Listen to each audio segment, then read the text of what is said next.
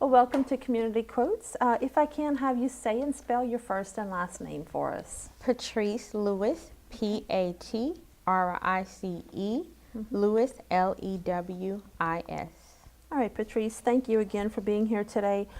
Tell me about you and where did you grow up and what was it like there? I grew up in Opelousas, Louisiana, which is a little town not a few miles away from Lafayette. Born and raised in Opelousas.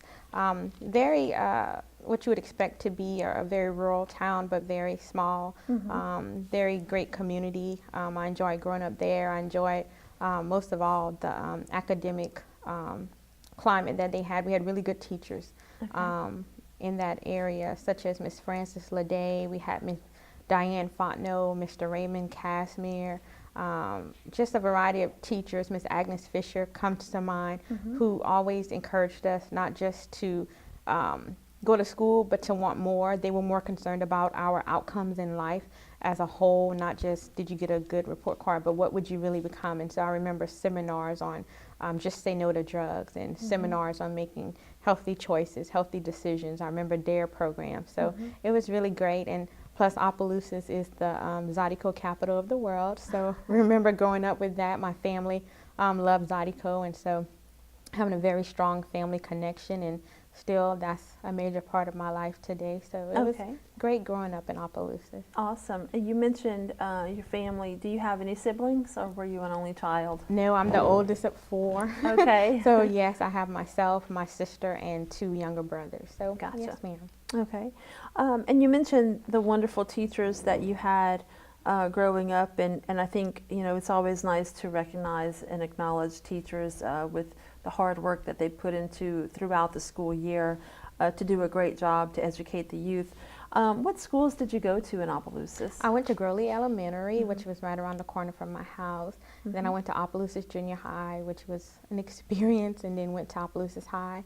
And so those were the schools I attended, local schools, but they had really great teachers who took time with us and really, as I said, was concerned more about not just that you had good marks on your report card, but what would your outcome of life be long term. And so we had really good educators in that area. That's wonderful. Whenever you were a child, what did you want to be whenever you grew up? I wanted to be a social worker because I liked helping people, and I wanted to help people. And looking at my family, my grandfather was a police officer. My grandmother did a lot of civic activities, church activities, and so it just seemed to be a part of my family line. Looking at it back now, that helping people is what I wanted to do. Gotcha. What was your first job, and what lessons did you learn from that? Well, my very first job was as a student aid worker at UL in the business systems analysis department, where I would make copies for professors, make sure they had their tests ready, make sure that their errands were ran. And so that job taught me how to be responsible, to be punctual, to do things in excellence, not just any way, but to do things correctly. So that's what that job taught me. So it was a great experience to have that job as a college student. Good. So tell me about your career path from there. Well, at UL, as a freshman, I had started out in sociology because I thought social work would be what I would do, so I was going to get a master's in social work. But then through different situations in my life, I had begun to develop, for lack of better words, a burden to want to help women. I want to start investing in women and encouraging women to have better lives and make better choices and outcomes. And so that started at UL when I was a freshman, and so I was in sociology, and I became aware of a program at UL called Child and Family Studies. It's a very small program, but a very dynamic program at UL. And so I started to investigate it, and I remember I set up a meeting with Dr. Janice Weber, who's still at the university, very phenomenal professor, and I asked her if I were to change my major from sociology to child and family studies, could I impact the lives of women with that degree? And she said yes. And so from there, I pursued a major in child and family studies. At the same time, I was involved in Chi Alpha Christian Fellowship. I was a leader And around my senior year, I was over an outreach called Cafe Chi Alpha, which was a meal that they would give to free students. Chi Alpha would give this free meal to students. And that particular day, a pregnancy center and clinic just happened to be there hosting the meal. And I knew I wanted to be in ministry because we are a faith-based entity, but I knew I wanted to help women. And so without them knowing, they offered me to get involved with the organization. I started as an intern in 2003, and I was hired in 2004 after completing my internship, and I've been there ever since. So wow, that's you've been there for many years yes, now. almost 15 years. What was your position starting off, and what is your position now? Well, I started as an intern. And then I was hired as a counselor. Then I was promoted to administrative assistant a few months later. And then in 2011, after serving as administrative assistant for 7 years, I was promoted to director. And that's what I currently do today. Okay. Tell me and the audience that are watching the program, tell me about the mission of a pregnancy center.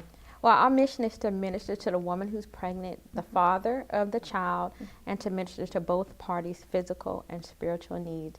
And so we're there primarily to help women, any woman who's pregnant, but we really want to help that woman that's in crisis. In my undergrad, we learned a crisis is any situation you find yourself in where your normal coping mechanism don't work. And so if you are pregnant, that's not an everyday occurrence for some people, and so you might be in a crisis because you weren't expecting it. It's unplanned, and most of the pregnancies in Louisiana, about 60% are unplanned. And so we want to be there to help that woman, that family, that father that's kind of not sure what to do with their pregnancy. So that's why we exist. Okay. Now, do you service the entire Acadiana area or just a specific area? Lafayette Parish, St. Landry, Evangeline, Vermilion, Acadia, St. Martin, and really anyone that chooses to come to us. We have women sometimes come from Shreveport, our New Orleans area, our Lake Charles area. So anyone who can find us and wants to come for services, everything we do is free and is confidential. So we want to help as many people as can obtain our services. Okay. So tell me more. What type of services do you provide? Let's say a young lady finds out that she is pregnant. How can you help her? Well, we help, first of all, with a pregnancy test because we want to see if she's really pregnant or not. She can have a home test. Maybe she didn't administer it properly, or maybe it isn't the best quality of test. And so we provide a free pregnancy test to make sure and see what it says, if it's positive or negative. And then from there, depending on the result, we provide the proper resources and referrals, such as help with getting medical care. Many women, that's a concern for them. So we help them to apply for different medical benefits, medical care plan so they can start seeing an OBGYN as soon as possible. We give them the pregnancy verification they need for WIC and to get other services so they can have healthy outcomes. We also educate them on fetal development. Many women don't know about that, so we like to educate them. We provide free ultrasounds as well to the women that come to us who qualify for free ultrasound. We also help them with supplies because we don't just want to say, okay, you're positive, now go figure it out. We want to help as much as possible, so we help with diapers, wipes, clothes, food if we have it. Everything is free. So we want to help the community and let them know that we're there for them. What are the primary sources of funding for your organization? We do have some grant funding. We also mainly, though, rely on the support of the community. We rely on business partners. We rely on individual support. And we do also rely on church support. So those are our revenue streams that we look to for support within our organization. Gotcha.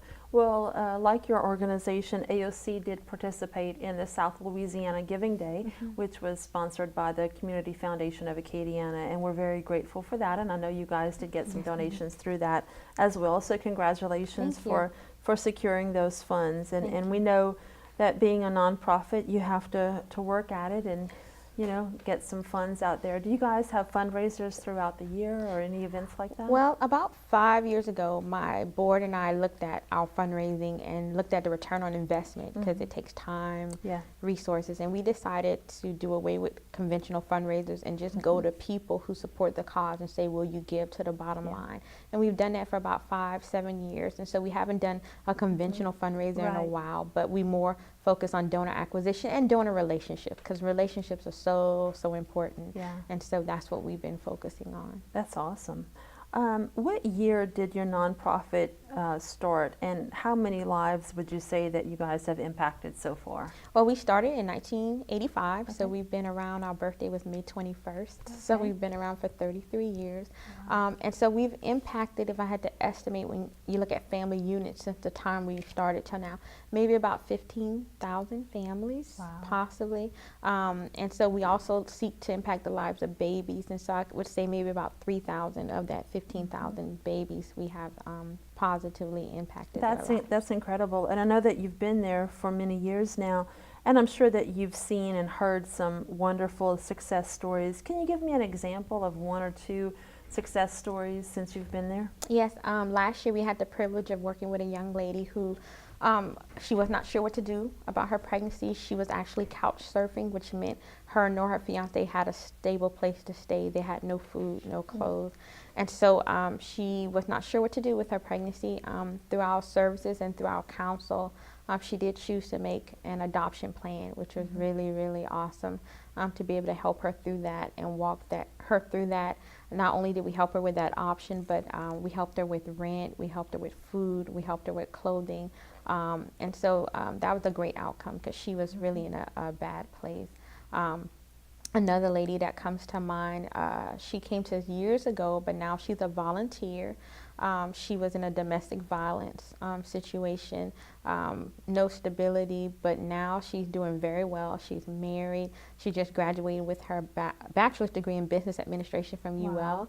UL. Very first one to ever do it in her family. And so Nice. just to see that kind of investment or that kind of return on investment is really, really worth it. And so we have a lot of women who go through our program. They're in a tough spot, but they don't stay there. Right. And they come back. Some of our clients are volunteers now, helping us with projects, getting the word out about the clinic. One of my board president's favorite things to push is that we be walking billboards for our organization. And so they are walking billboards, helping us to help other women. And so we're very pleased with that. Right, and in helping you get the word out, I know that you and I spoke before the interview aired that you guys have in the past recorded several PSAs with AOC Community Media, so we thank you guys for participating in our PSA program for nonprofit organizations. And like a nonprofit, we know that it takes volunteers to help make things successful. Do you guys need any volunteers at this time? Yes, we Okay. are in need of volunteer counselors, women who, because we only have women that we see, so we would like women who are compassionate. And maybe you've been a single mother before, maybe you had a crisis pregnancy, and you want to be able to influence other women in the same situation. We would love to have you to be compassionate to the women and the families that see us. We need women to help us sort out the many donations that we get of diapers and wipes and clothes to maintain that program. Also need volunteers who can do data entry because we keep electronic files of our clients, so that's needed. And so those are a variety of things. Outreach, we need volunteers who be willing to be the face of the organization on a weekend or in the evening and help out. Volunteers who will be willing to visit clients in the hospitals once they have their babies. Okay. Because we do an entire assessment from the first time they find out they're pregnant till they have their baby. So those are just some of the opportunities that people can partake of. Sounds good. If someone wants more information, what is your website that they can go and visit? The website is apcclafayette.org. Very good. We'll be happy to look that up. Well, let's change gears a little bit and not talk about work anymore. Let's talk about fun. Although this might be related, if you won the lottery, what would you do with the money? I would give it to the pregnancy center. Yeah, I had a feeling. I would give it to the pregnancy center because I know, well, of course, firsthand what the resources do for so many, and so I would invest those funds in the center. Yeah. You keep a little bit for yourself. a little You make bit. sure you're taken care of Yeah. for the rest of your life. Yes, right? ma'am. Yeah. Yes, ma'am. But I like to help them out. But yes, Yeah. ma'am. What about traveling? Would you do any traveling? Go Eh, across the world? Or? Yes, I Yeah. would probably like to go to Africa and look at the different types of animal life in their natural habitat. I think that would be fun to do. Safari. Safari. I will also maybe like to go to Rome and look at the Colosseum and the different Roman architecture and things. So I think that would be fun. So Yeah, yes, I know ma'am. you mentioned before the interview that you went on vacation. What's the best vacation you've ever been on? The best vacation I've ever been on probably was when I went to Florida with my family a few years ago. Got to spend time with my sister and my cousin, and so it was just a really great time. We had a good time. So that's awesome. Outside of your own nonprofit organization, are you involved with any other nonprofit groups or mission work or civic groups in the community? I am a counselor at a girls' camp in Ruston. I just got back from there actually, and so what I get to do there, I get to see another side of what I believe I'm called to do. In my job, I get to help women when they're grown up and they're making adult decisions. At this camp, I get to encourage girls and influence them to make proper decisions, so sometimes they don't have to experience some of life's pitfalls, and so I enjoy doing that every year. That's awesome. Sounds like a really good program to be involved with. If you could spend one day in someone else's shoes, who would it be and why? If I could spend one day in someone else's shoes, who would it be and why? And it could be a celebrity or it could be a non-celebrity. Okay. Someone locally or someone globally.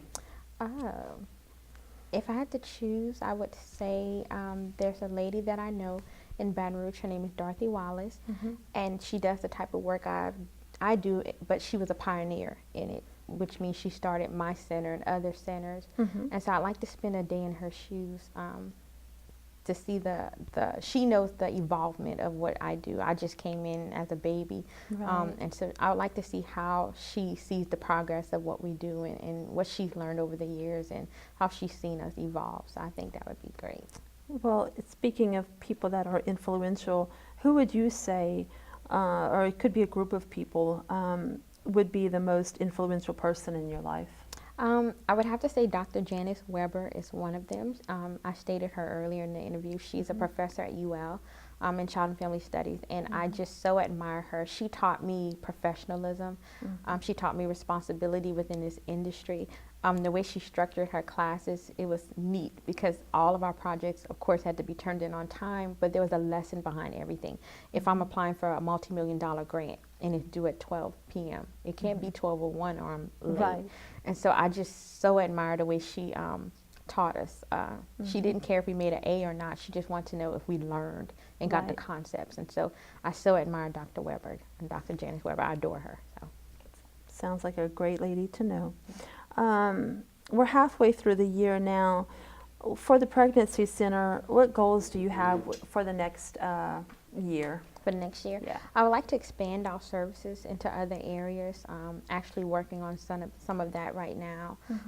Also looking at maybe different ways of gathering monthly donor support, because we need to always keep that up. So how to be more innovative with that. And basically spreading our services, because we've been around for 33 years and some will still say they don't know that we're there, and so becoming more effective at branding ourselves and letting the community know that we are present and that we're active and we're viable. Where do you see yourself in 10 years from now? Well, if God says the same, still at a pregnancy center and clinic. If not, some other form, maybe a nonprofit, or maybe some other form of maybe government. I do kind of have an interest in that, in politics, a small interest in serving the community. So maybe public service is another way that I can be of benefit. So that's what I would see. Now, you mentioned that you're from Opelousas, the Zydeco capital of the world.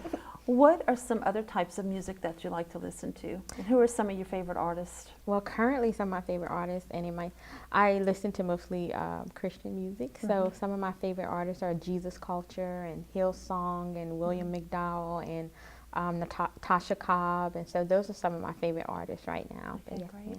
What about television and movies? What are some of your favorite TV shows to watch? It might sound weird, but I like Westerns. Okay. I like Westerns. I watch Bonanza and Rifleman and The Big Valley. I like Westerns. I know it sounds weird, but... Okay. Hey, whatever floats your boat, I'm not going to judge you. Yes, ma'am. So, yeah, those are some of the things. What about movies? Movies? I'm not too much of a movie goer. You know. What about book reading? Do you like to read books? Are you reading anything now? Or what would be one of your favorite books that you've ever read? Well, I'd have to think about that one. I can't think of Whether one. it's fiction or something maybe that you read in college that stood out as something that was a good guide for you.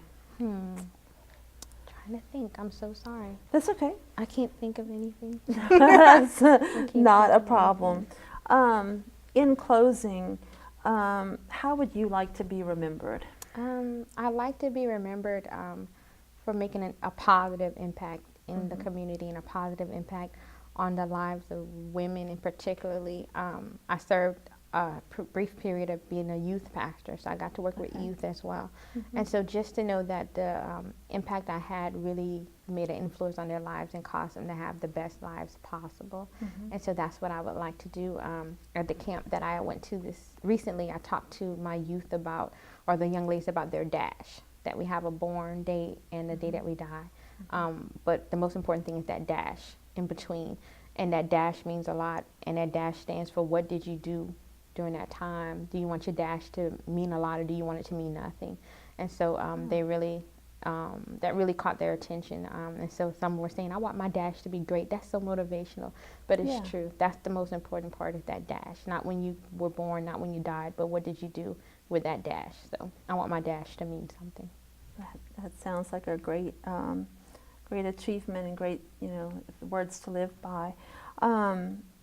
If just in wrapping up, with a pregnancy center that I know that you're very passionate about, do you have any words of wisdom to anyone watching right now that you'd like to maybe get a message out to?